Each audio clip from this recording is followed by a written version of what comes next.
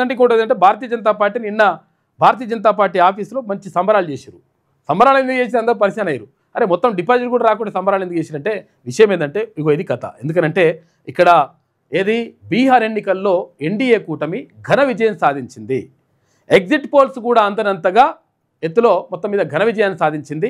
202 సీట్లను కైవసం చేసుకుంది. మొత్తం అక్కడ బీహార్లో అసెంబ్లీ స్థానాలు ఎమ్మెల్యే సీట్లు అక్కడ 243 ఉంటే ఆ 243లో 202 స్థానాలని ఇక్కడ ఏది ఎన్డీఏ కూటమి తర్వాత ఇక్కడ ఏది నితీష్ కుమార్ తర్వాత భారతీయ జనతా పార్టీ ఆ కూటమి మొత్తం మీద కైవసం చేసుకుంది. దీనివల్ల మొత్తం మీద ఊపు వచ్చింది. తర్వాత ఏది బీహార్లో ఎవరు ఇక్కడ రాహుల్ గాంధీ చేసినటువంటి ప్రచారం ఏదైతే ఉందో అది ఫలించకుండా పోయింది. తర్వాత ఇంకొకటి ఏంటంటే రాహుల్ గాంధీ చేసినటువంటి ప్రచారంలో భాగంగా అంటే ఓటు చోరీ జరిగింది.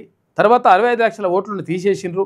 తర్వాత రకరకాలుగా అన్యాయం జరిగింది. తర్వాత దీనికి సంబంధించినటువంటి బాంబులు పేలుస్తామని చెప్పేసి ఎన్ని బాంబులు పేల్చినప్పటికీ అక్కడ ప్రజలు నమ్మలేదు. తర్వాత భారతీయ జనతా పార్టీతో కూడుకున్నటువంటి నితీష్ కుమార్ ప్రభుత్వాన్ని మరొకసారి గద్దెనెక్కించేందుకు రెడీ అయిపోయినారు అక్కడ ప్రజలు. దాంతో ఎన్డీఏ కూటమి ప్రభంజనం సృష్టించింది.